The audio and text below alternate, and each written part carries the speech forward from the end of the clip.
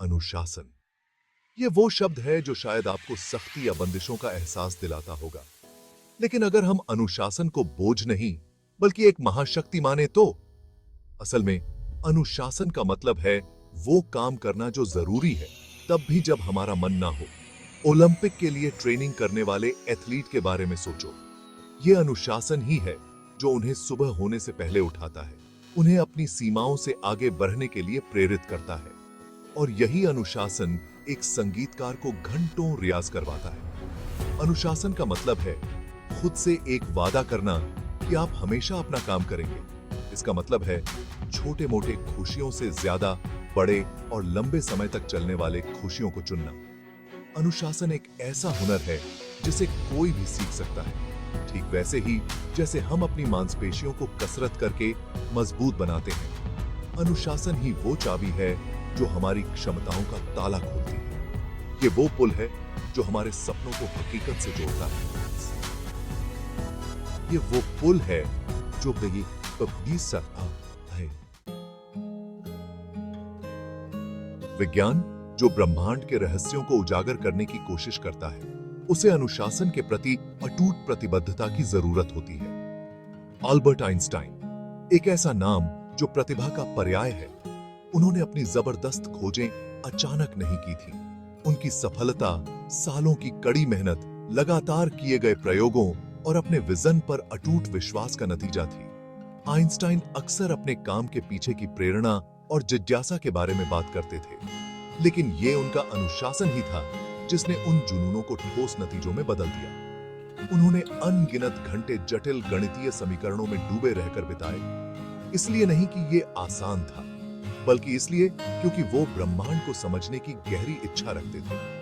Einstein की कहानी हमें याद दिलाती है कि सबसे बुद्धिमान दिमाग भी अपनी सबसे बड़ी उपलब्धियों के लिए अनुशासन के सहारे पर निर्भर करते हैं।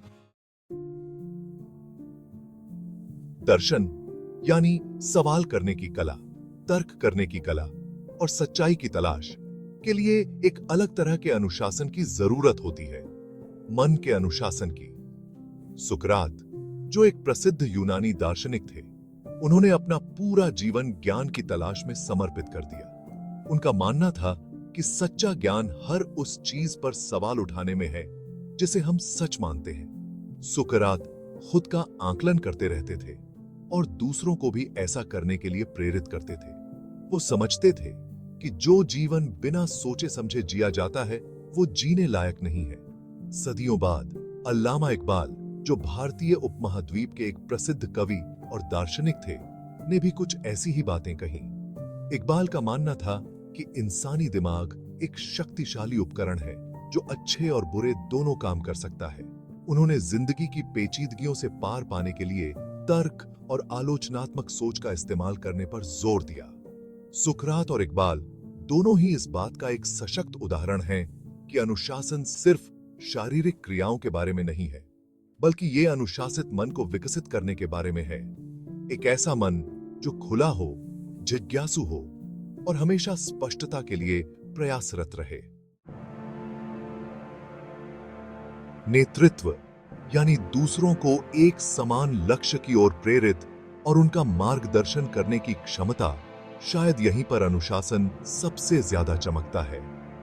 नेल्सन मंडेला, जो दक्षिण अफ्रीका में रंगभेद के खिलाफ लड़ाई में आशा की किरण थे, उन्होंने अपने विचारों के लिए 27 साल जेल में बिताए।